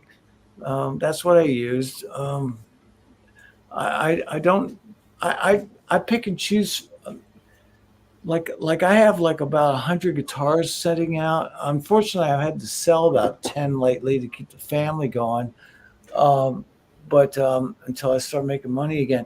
But and some of them are really wonderful guitars, old ones. But that's how it goes. But I have like 90 guitars that I keep sitting out, and I grab whatever inspiration I get. They have to sit out and I hang them on walls. So I just grab them. They're not in cases. It's the inspiration that's valid, and that's most important. So my favorite guitar, I will say this is a 71 Black Les Paul Custom. And I've used it on every Kicks record, and I've used it on every Blues Foster's record. And that is my go-to as far as travel. It will go with me to LA. It will go with me to Vegas. It's road worthy, and that's my favorite guitar all around for recording and travel. Black 71 Custom. Nice. It's beat up. It's seen its day. And I love it. That thing. It's a great guitar. Oh my God. Not every guitar has to be glittery and glossy. This one's not. Yeah. Nope. Do you have a dream guitar? A dream guitar? Oh my God, you guys are killing me here. Hendrix's. Yeah, I would love to someday own a real 1959 Gibson Les Paul standard. I have a reissue. That's it. But yeah, the real 59 like Joe Perry has and Jimmy Page played. Well, we don't know if his is a 59 or 60. Who cares? But it was one of those years. That would be a dream guitar for sure. Absolutely. Ronnie, you know you want that Fender Hendrix. That too. And I've got to say, the 63 SG, well, it's a transition year from when they changed the name from Les Paul back to SG. The 63 with the Maestro tremolo, 3 pickup, Glenn Buxton, and or the 68 where the pickups were separated a little bit with the Batwing style. Those are two guitars I'm really looking forward to finding someday. The 63 or the 68 SG white ones. Yep, and the 59. All right, 3 guitars. All right, that's it. Done. What's the story behind 1010? That is a volume problem, and my neighbors will claim for that. The cops will. They've been here. It's, oh my God, bang, bang, bang. It's like, what now? And I'm just like getting into this whole thing, and I'm like recording solos, and it's like 2 Marshalls and 2 twins, and I'm standing in the middle of this beautiful sound, but the neighbors and the people outside of here just don't get it. And I've gotten in trouble quite a few times, but that's 1010 is a volume problem. Amps on 10, swoop, and guitars on 10. That's it. It says it all. Volume problem has been my whole life. And I love it. And another question from DK. What was your biggest starstruck moment after getting signed and touring with bands and musicians who influenced you in your style?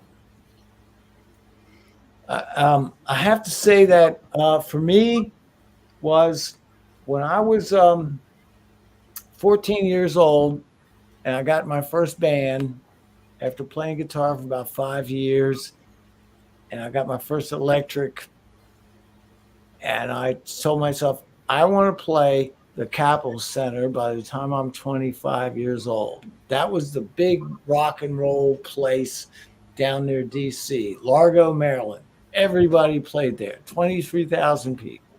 Everybody. I saw the best bands there. Oh my God. How many times did I see Aerosmith there? How many times did I see Kiss there? How many times did I see Mountain, Montrose, Mott the Hoople, Queen? Oh my God, the list goes on. It was amazing.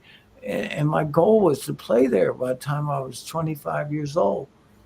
I played there when I was 26, and I opened up for Aerosmith. And that was not me. Kicks, band Kicks. We opened for the band Aerosmith.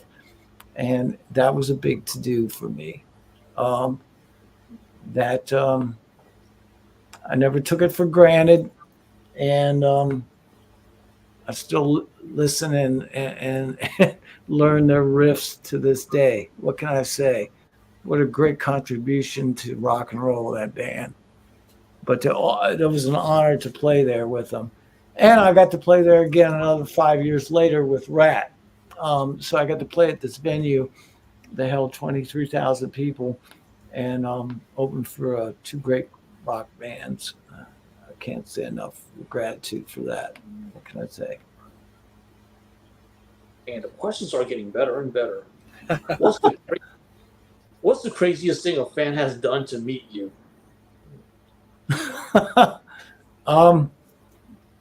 Okay. Japan, 1989. I left my door ajar at my little hotel room at the Roppongi Hotel. I just left it ajar. Didn't think anybody was going to bother me. I come out of the shower. There are 3 Japanese girls in my room. Okay. Hi, how you doing? And I'm just like, this is the craziest thing that I had ever. They were so nice, and I was so naked. I had to put the towel around me twice and say, "Okay, you got to leave." This was not something that I expected, but I guess this was their style, and I heard that they met other bands and musicians that way too. But that was crazy for me. I mean, I just did not expect to open my bathroom door, which are really small, and you try not to hit your head. And there's 3 girls there. But yeah, so that was kind of cool, but interesting. What can I say? I was a gentleman. I was very much a gentleman. Question from Chris. What made you decide to use the talk box on Body Talk?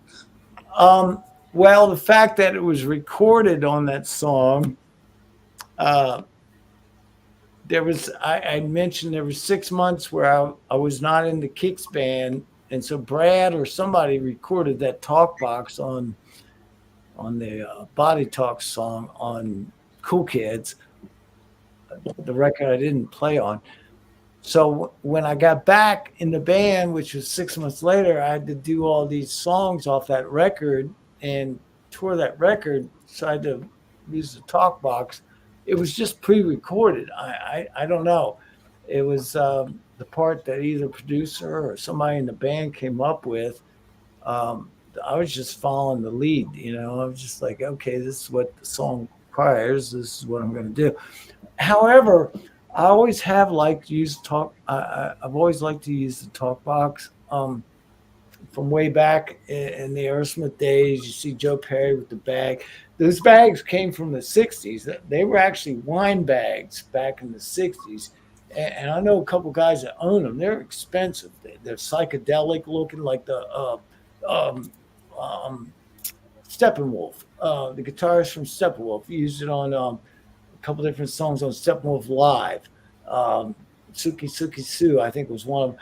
But they were old bags with a 30-watt driver. So you get to the point now where you need a little more power. And I actually asked Joe Perry once backstage, I said, hey, man, where'd you get that talk bag?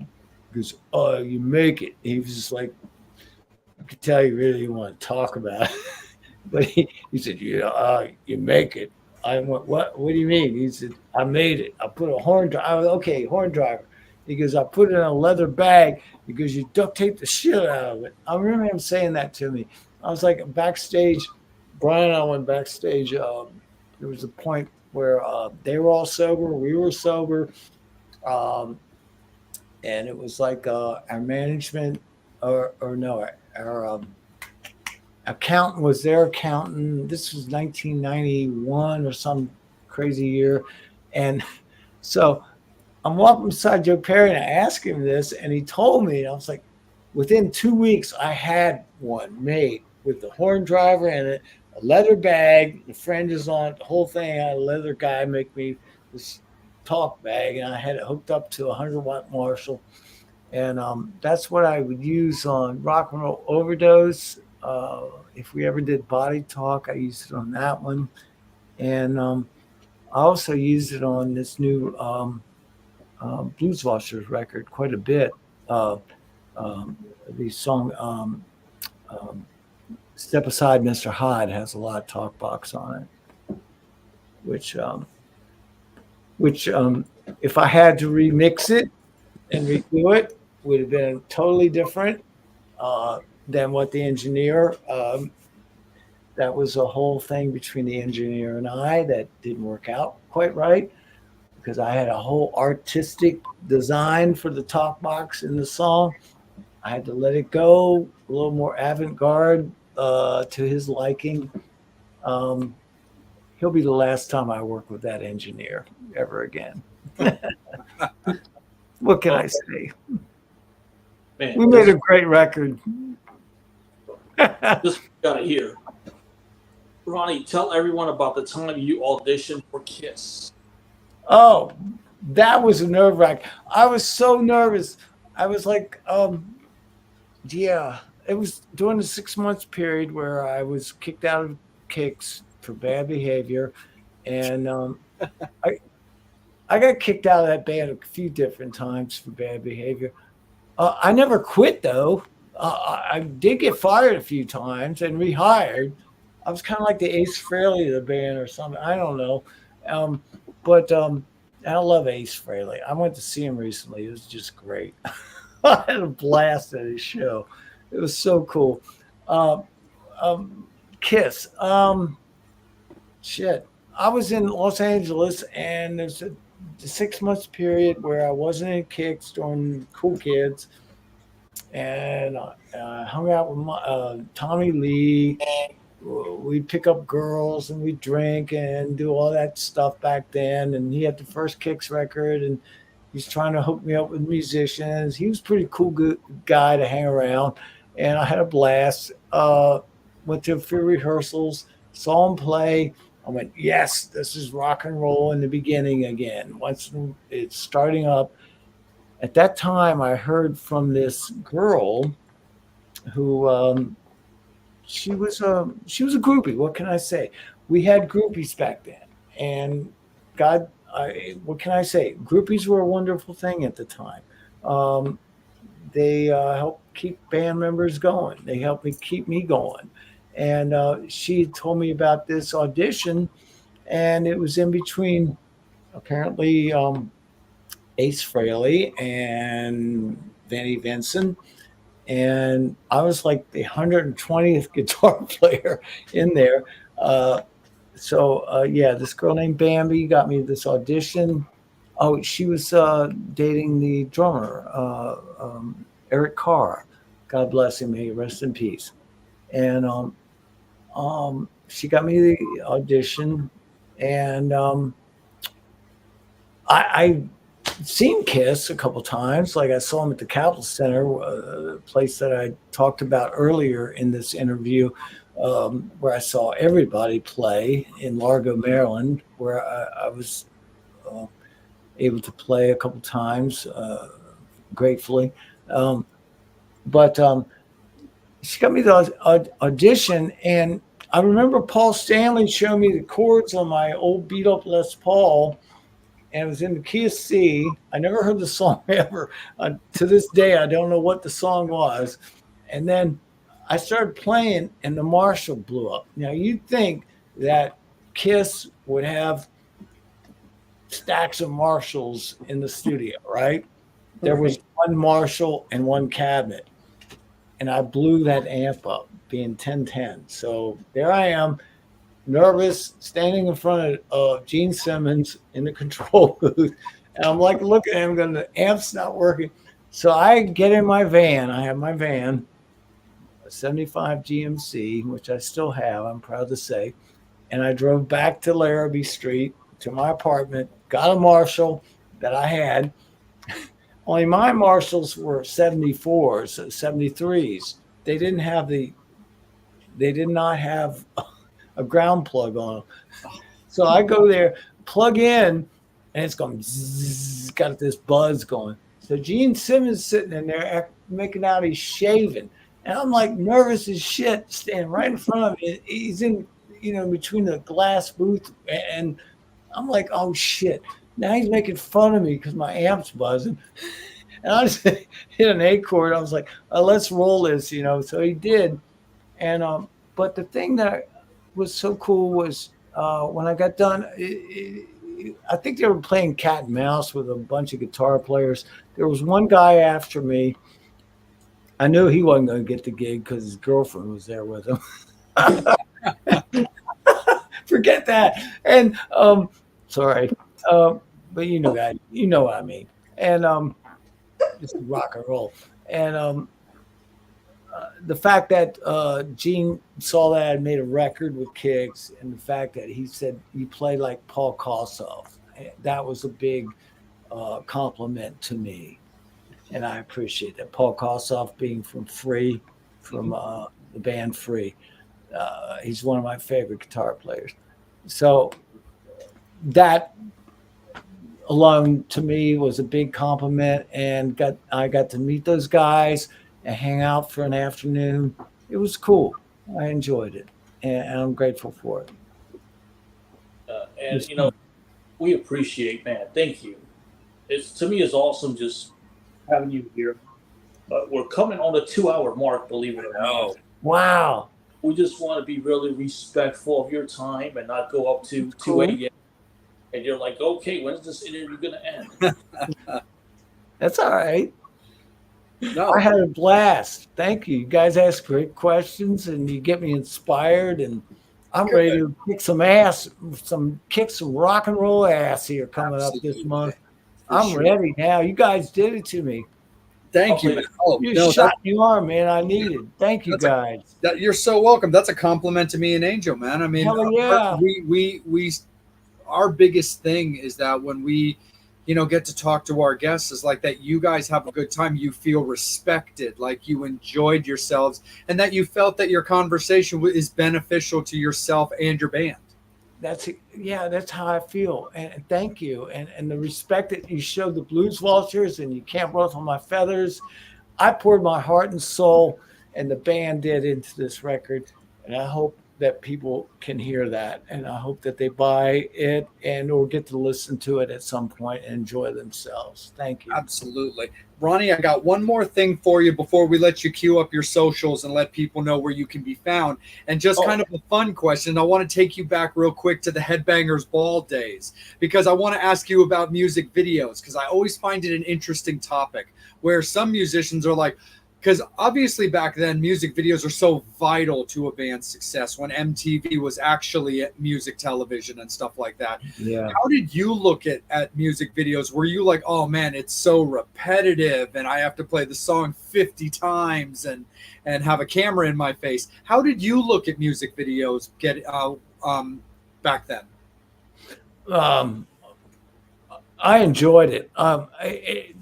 Cold Blood was the longest. The song by Kicks, Cold Blood, was the longest video shoot we ever had. It was 17 or 18 hours nonstop.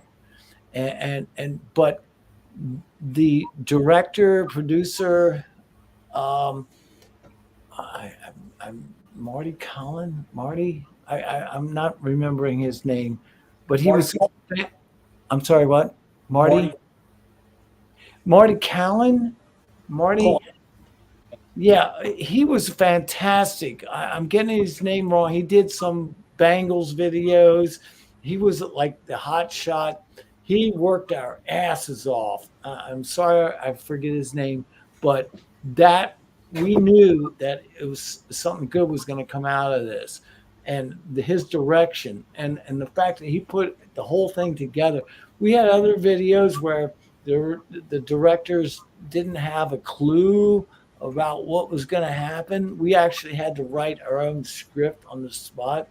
But this Cold Blood was, I think, one of our best videos ever. And it had to do with the producer. I would love to do a video with the Blues Vultures.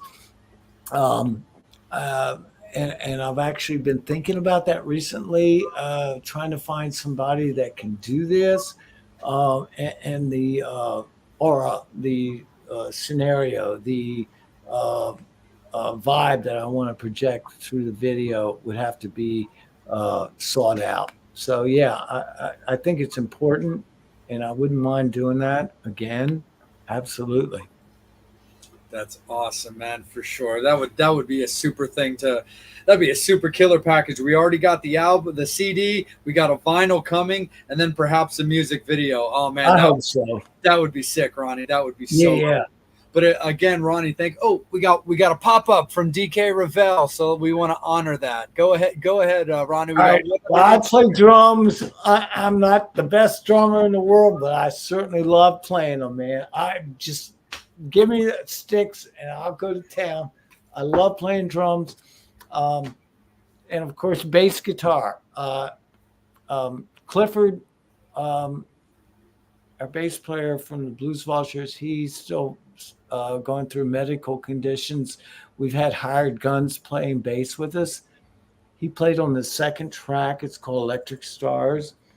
And then his medical conditions took over. So I played bass on the rest of the record. And I just say that because I love playing bass. And I say that because I love Clifford and we miss him in the band. And God bless him. He's still recovering from some medical issues, but he played on Electric Stars. I love playing bass. I love playing drums.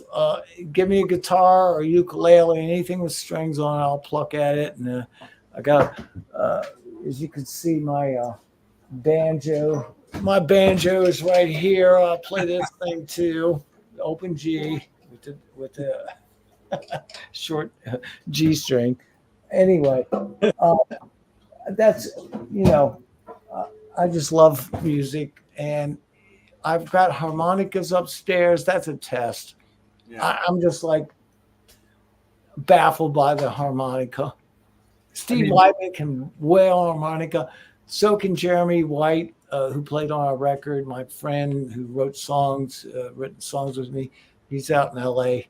Jeremy White, he played harmonica on the CD, and God bless him. I can't play it. I try, but drums and bass and guitar, give me those instruments. I know what I'm doing. Yeah, you're an Aerosmith guy, and Steven Tyler can get down on one of those things, man.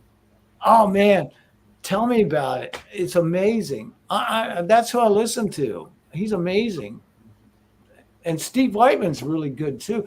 Yeah. Actually, Jeremy, my friend, Jeremy learned from Steve Whiteman how to play harmonica. And yeah, so these guys are like, yeah.